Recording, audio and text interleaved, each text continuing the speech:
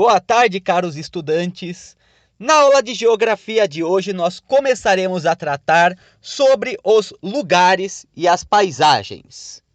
E o que diz respeito a compreender os lugares e as paisagens? Bem, o objeto de estudo da geografia é basicamente o espaço e a relação que o ser humano tem com o espaço que ele ocupa, em seus aspectos físicos, como relevo, hidrografia, clima, vegetação, seus aspectos sociais, seus aspectos econômicos, políticos, culturais, entre outros aspectos, né? Então, estudar os lugares é central para a compreensão da geografia como um todo, né? Então, quando nós tratamos de lugares ou de espaço, podemos dizer dessa forma, nós estamos lidando com os locais onde a ação humana ocorre, né? Então, os lugares que possuem várias características físicas e que são alteradas pela ação humana com base em uma série de elementos que nós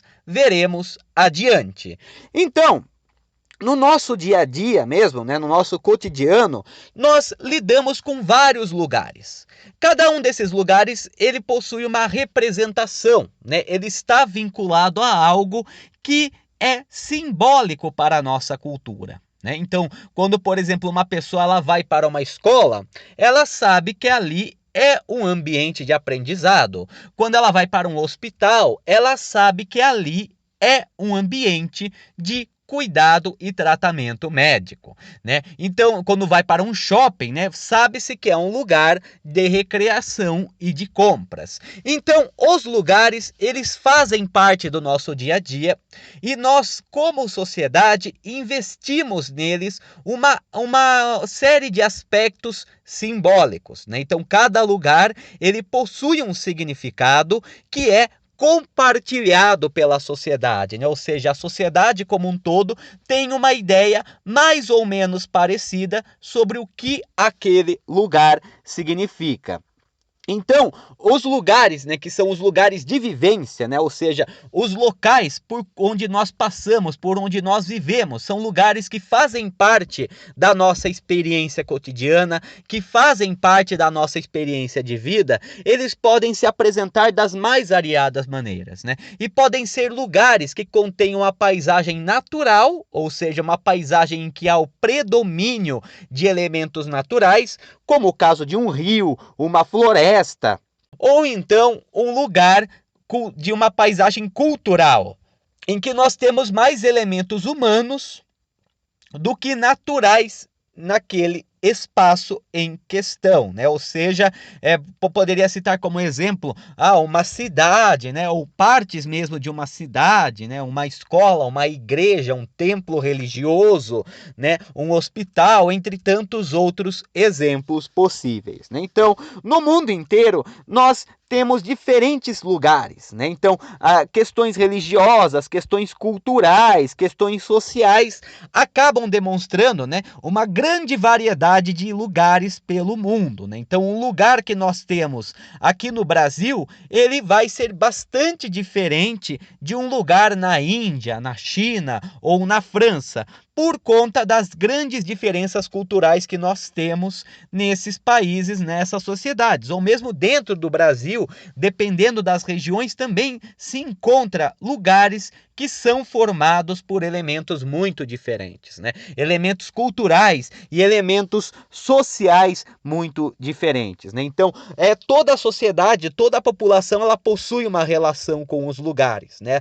Toda civilização que existe, ela tem um contato com o lugar onde ela ocupa, né? E nisso ela investe nesse lugar uma série de simbolismos, né? Mesmo que nós tenhamos os templos religiosos, né, que são carregados de simbolismo, ou os monumentos que dizem respeito a grandes personagens históricos de cada civilização, até mesmo a paisagem natural, ela é investida de uma grande aura simbólica, né? A gente tem, por exemplo, o rio Ganges na Índia. O rio Ganges, ele é um elemento totalmente natural, né? O rio, ele é natural, ele não é feito pela ação humana. No entanto, várias comunidades humanas se desenvolveram ao lado do rio Ganges ao longo da longa história indiana, e o rio Ganges, inclusive, ele tem um papel central no hinduísmo, né? Ele, inclusive, é tido como um lugar sagrado, como um lugar de purificação da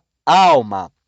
Da mesma forma, muitos grupos indígenas possuem árvores ou regiões da floresta sagradas que seriam o lar de vários espíritos ancestrais. Algumas sociedades também sacralizam o mar, o oceano, né? Ou seja, consideram que o oceano é o lar de divindades ou o lar de espíritos antigos, né? Então, mesmo os elementos totalmente naturais, podemos dizer dessa maneira, eles também acabam tendo um simbolismo para as sociedades que se relacionam a eles, né? Então, a primeira coisa que nós devemos ter em vista, né, quando nós tratarmos dos lugares, é que atualmente nós vivemos o que se chama de globalização, né? E o que é a globalização?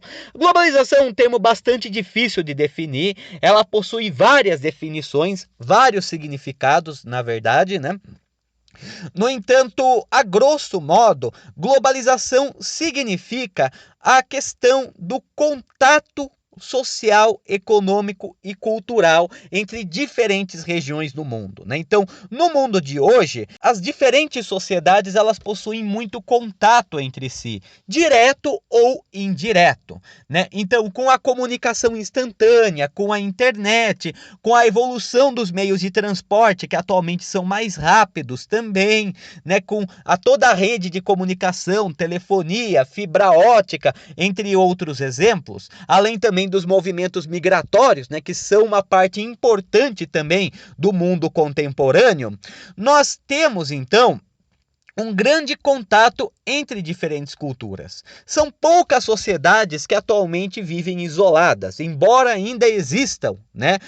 O isolamento social ele tem sido cada vez menor quando a gente trata das sociedades. Mesmo que, por exemplo, uma pessoa ela nunca tenha ido ao Japão, ela consome cotidianamente os produtos que vêm do Japão, como é o caso dos mangás, como é o caso dos animes. Da mesma forma, uma pessoa pode nunca ter conhecido os Estados Unidos, mas aqui no Brasil os Estados Unidos têm uma influência muito forte, né? E com isso, muito da indústria cultural americana acaba sendo consumida aqui no Brasil, mais mesmo do que a própria indústria cultural brasileira, né? Então, mesmo que nós não tenhamos um contato direto com essas sociedades, nós as conhecemos, né? Nós temos contato com suas histórias, nós temos contato com seus costumes. Da mesma forma, nós também exportamos nossos costumes, nosso estilo de vida para os outros países, né? Então, dessa maneira, com a grande evolução na tecnologia, nos meios de transporte, né, não só é possível conhecer pessoas do mundo inteiro com muita facilidade a partir das redes de comunicação instantânea, como também nós temos uma maior facilidade para consumir produtos que vêm desses lugares, né? Então, se nós pensarmos na atualidade, existe uma relação muito estreita entre os lugares. Uma cidade, ela não pode ser pensada descolada do campo, por exemplo. E mesmo a cidade e o campo, elas não podem ser descoladas de outros espaços do mesmo estado ou província, ou no mesmo país, ou no mesmo continente, ou mesmo no mundo como um todo. Então, né, nós temos, principalmente na questão econômica, né, nós somos bombardeados todos os dias com várias mercadorias que têm origem estrangeira, né? Então, consumimos sem problema nenhum as mercadorias de origem estrangeira, filmes, programas de televisão, desenhos, até mercadorias físicas também, né? A gente pode pensar no Lego, né? O Lego que vem da Dinamarca, né? Fabricado na Dinamarca, produtos de tecnologia de ponta que são fabricados no Japão e no Sudeste Asiático, assim como nos Estados Unidos, carros que vêm da Europa, ou da Coreia, né? Também, né? Da Coreia do Sul, músicas também, né? Que nós temos atualmente uma grande diversidade de estilos musicais de todos os continentes do mundo, é possível ter acesso, né? Nós temos também produtos esportivos, né?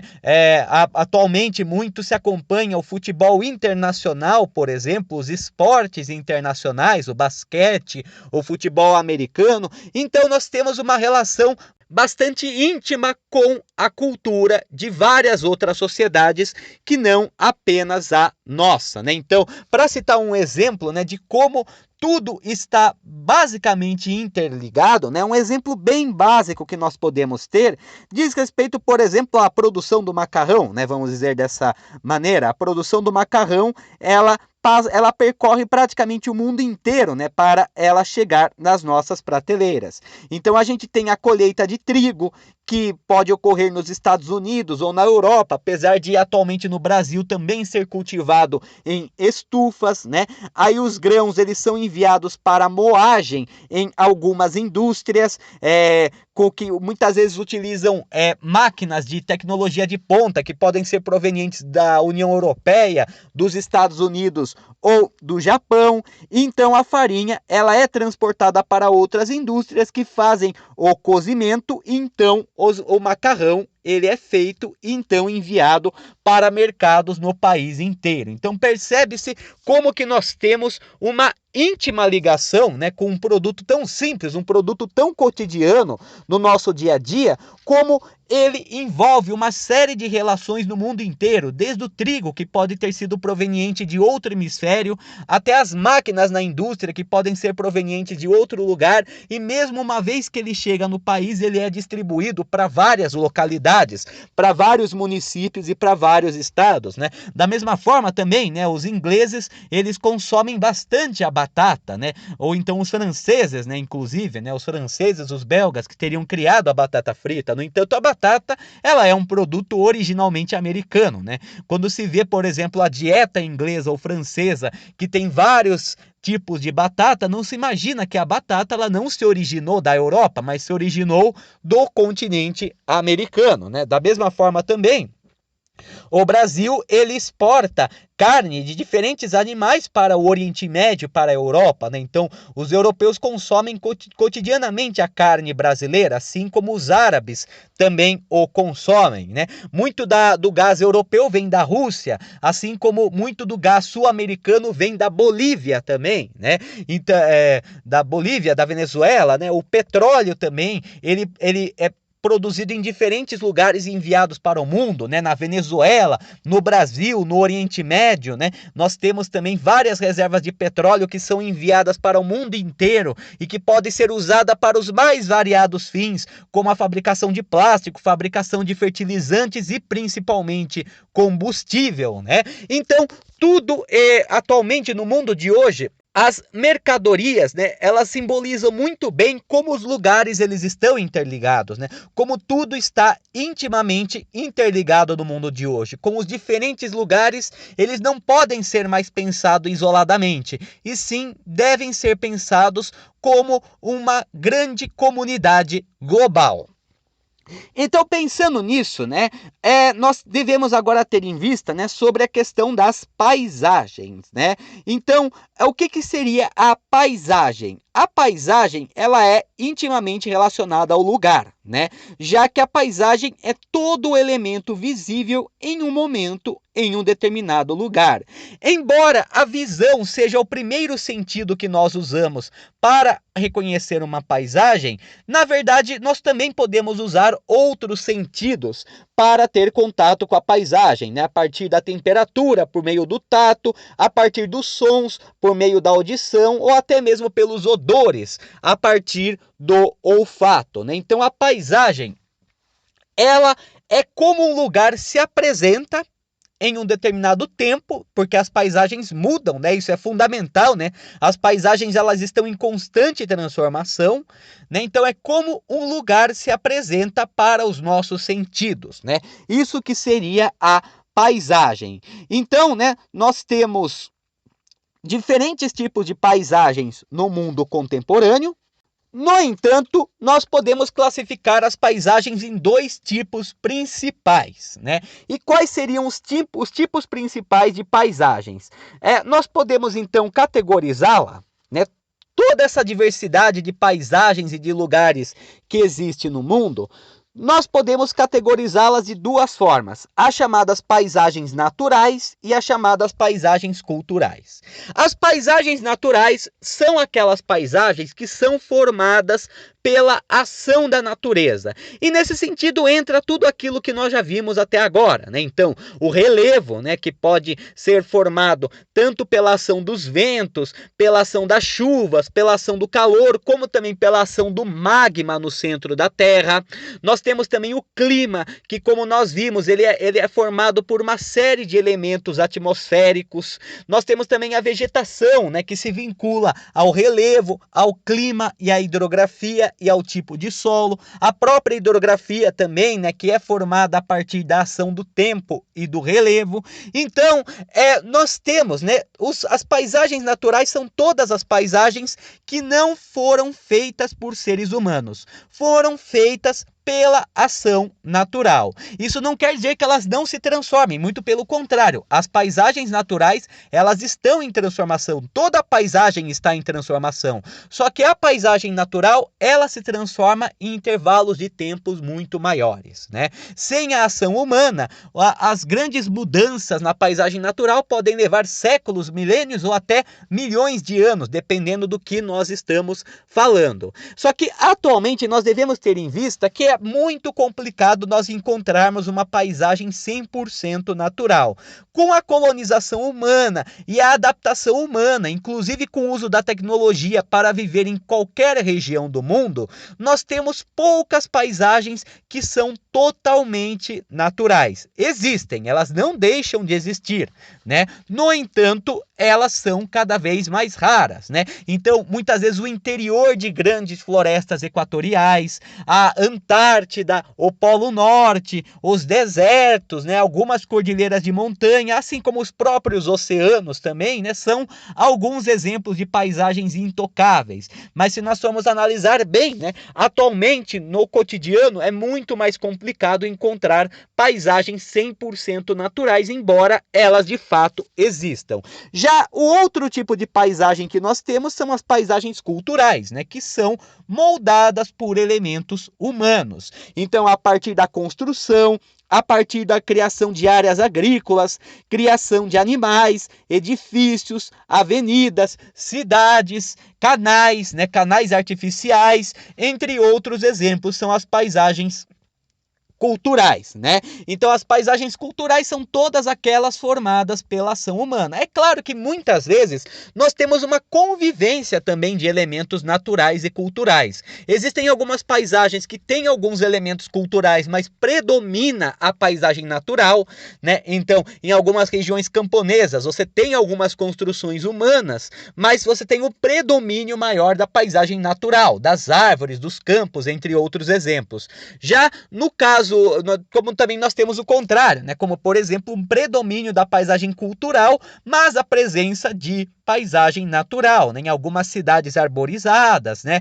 Nós temos também, né? Então, é difícil, vamos dizer assim, atualmente encontrar os tipos puros, né? Uma paisagem totalmente natural ou uma paisagem totalmente cultural. No entanto, as paisagens culturais, atualmente, elas estão numa expansão muito maior, né? Muito mais fácil encontrá-las. Então, com base nisso, né, nós podemos analisar as paisagens, né? E como que nós analisamos as paisagens? Analisar as paisagens envolve entender quais são os elementos naturais de uma paisagem e quais são os elementos humanos que estão presentes nela, caso existam, né? Então, por exemplo, ao observar uma paisagem, nós devemos pensar quais são os elementos que foram criados pela natureza, né? Então, são os elementos relacionados aos rios, aos oceanos, ao relevo, à vegetação nativa, né? Então, esses que seriam os elementos da paisagem natural. E quais são os elementos da paisagem cultural, né? Ou seja, quais são os elementos que foram criados pelos seres humanos. E por que foram criados também, né? Porque se nós pensarmos, o ser humano, ele é um ser simbólico. Então, tudo que ele faz é carregado de simbolismo, como nós já vimos anteriormente. Então, resta saber por que uma sociedade construiu tal coisa, tal construção, e mesmo como isso foi feito, já que os aspectos culturais, eles também acabam se envolvendo na arquitetura, na edificação, né? Assim como no estilo de vida mesmo das diferentes populações, né? Então, por exemplo, a gente tem sociedades ribeirinhas, né? Sociedades ribeirinhas aqui no Brasil são aquelas sociedades, comunidades que constroem casas de madeira à beira do rio e vivem principalmente da pesca, né? Ou do extrativismo, né? Então, nesse sentido, nós temos os elementos culturais, que são as casas de madeira, mesmo que elas sejam feitas com elementos naturais, né? Elas são um elemento cultural, pois elas foram cortadas e organizadas para abrigar uma família humana, mas que está convivendo diretamente com o ambiente natural, que são os rios, que são as florestas, entre outros exemplos. Da mesma forma, uma comunidade indígena, nós temos as casas, né, muitas vezes chamadas de ocas ou malocas, que, embora provenientes da natureza, sofreram ação humana, né? E com isso elas acabam representando o abrigo de uma determinada família, né? Convivendo com os elementos naturais, né? Ou se pegar numa cidade, as várias edificações, né, que nós temos, cada uma com uma função, pode ser um prédio de comunicação, pode ser um prédio hospitalar, pode ser um prédio voltado para a economia e para o comércio. Nós temos casas, né, residências, onde várias famílias convivem, temos vários templos religiosos, né, onde as pessoas praticam sua fé, escolas onde as pessoas realizam seu aprendizado, né? Então, nós temos diferentes tipos de construção que são destinadas para funções diferentes, né? Então, nós temos, então, né, com isso, a criação de uma paisagem cultural, e nessa paisagem cultural, né, nós devemos ter em vista que ela foi criada segundo os aspectos culturais e sociais daquela comunidade e também com a intenção de facilitar a sua vida, como é o caso das pontes, por exemplo, né? As pontes servem para ligar por terra regiões que são separadas por rios ou então por mares, né? Então, nesse sentido, né, a gente tem pontes, né, que servem para facilitar a comunicação e a circulação de pessoas e de mercadorias entre diferentes lugares, né? Da mesma forma também, nós temos balsas, né? Em regiões onde não é possível construir ponte, nós temos as balsas que servem também para o transporte, né? Nós temos também vários prédios que têm como finalidade identificar o tráfego aéreo e captar sinais de rádio e de televisão para o lazer e para a informação das pessoas, assim como também para medir o clima, né? A meteorologia, né, como se chama, que é compreender o clima para saber se vai chover, se vem algum tornado, entre outros exemplos, né? Então, as paisagens, elas acabam sendo compostas muitas vezes por esses elementos culturais e por esses elementos naturais. Nós temos também um outro tipo de paisagem, que são as paisagens culturais de elementos naturais. E o que são as paisagens culturais de elementos naturais? São paisagens formadas por elementos naturais, mas que são feitas pela ação humana, né? Então, nesse sentido, nós temos, por exemplo, o reflorestamento, né? Como eu havia falado na parte de vegetação alterada, né? O uso do eucalipto, comum no estado de São Paulo, o uso do eucalipto, né? O eucalipto, ele não é uma árvore nativa da América do Sul, né? Ele vem da Oceania, né? Da parte da Ásia e da Oceania. No entanto, ele é muito usado para madeira de reflorestamento. Às vezes uma pessoa ela passa por uma estrada e vê várias árvores de eucalipto. Isso dá uma impressão de uma paisagem natural. E não deixa de ser uma paisagem natural, porque nós temos elementos naturais, né? As árvores são elementos naturais. No entanto, aquelas árvores só estão lá por conta da ação humana, né? Foram seres humanos que plantaram aquelas árvores, muitas vezes alinhadas, né? Uma coisa que não ocorre na natureza, elas são plantadas com um certo alinhamento, com um aspecto uniforme, podemos dizer dessa forma. Ela não é nativa de lá, mas ela foi feita pelo ser humano. Alguns projetos paisagísticos também, como grandes jardins, né? Acabam sendo elementos naturais, mas que são feitos pelo ser humano, né? Então, além das paisagens paisagens culturais e naturais, nós temos também paisagens em que nós temos elementos naturais, mas que são culturais, pois elas foram os elementos naturais que foram colocados pela ação humana naquele determinado lugar, né? Então nós temos muito disso também, sobretudo com o ambientalismo, sobretudo com vários projetos de reflorestamento e também da ideia da valorização da natureza, né? Nós temos vários projetos arquitetônicos, paisagísticos, ambientais que envolve a criação de uma paisagem natural a partir da própria ação humana. E como nós podemos representar as paisagens? As paisagens elas podem ser representadas pelos mais variados meios. Então, durante toda a existência do ser humano, a paisagem ela era representada de alguma forma, seja a partir de escultura de pedra, seja a partir de pinturas rupestres na parede, seja também a partir de pinturas mais recentes, depois também com a fotografia e com os filmes, né? Sempre foi possível para o ser humano ele acabar representando as paisagens, né? Então, nós temos diferentes formas de representar a paisagem, algumas formas são mais artísticas, algumas formas buscam representar com mais realidade.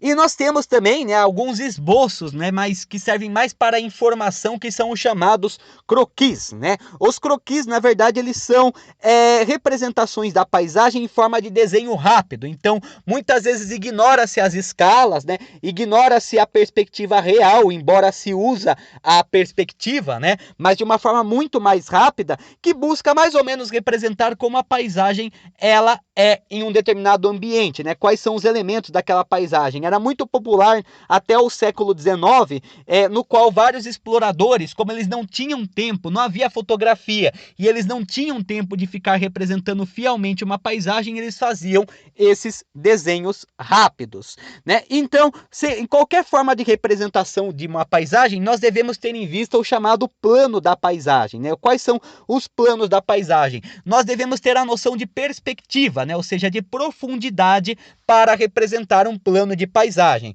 né? Geralmente nós dividimos as paisagens em planos, né? Então, o que está mais próximo do observador é o primeiro plano. O que está um pouco mais distante é o segundo plano. O que está mais distante ainda é o terceiro plano. E aquilo que já quase você não consegue enxergar, você enxerga de uma forma embaçada, é o quarto plano. Pode variar os planos dependendo das paisagens que forem observadas, né? Então, o primeiro plano é sempre o mais próximo, né, em que nós temos os detalhes com uma maior visibilidade, e na representação das paisagens eles devem ser mostrados com mais detalhes. O segundo plano nós temos elementos visíveis, porém com menos detalhes. Então, na representação de uma paisagem você deve representá-los, né, mas não com tanto detalhe quanto do primeiro plano. E por fim, nos planos depois, nós temos aqueles que estão mais distantes e que os detalhes não são percebidos, em que muitas vezes é representado apenas a silhueta ou a forma dessas paisagens do terceiro plano em diante. Então, nesse primeiro momento é isso, né, que nós iremos tratar sobre os lugares e as paisagens, né? Depois, em outra aula, nós iremos tratar sobre a transformação das paisagens. Uma boa tarde a todos e tudo de bom!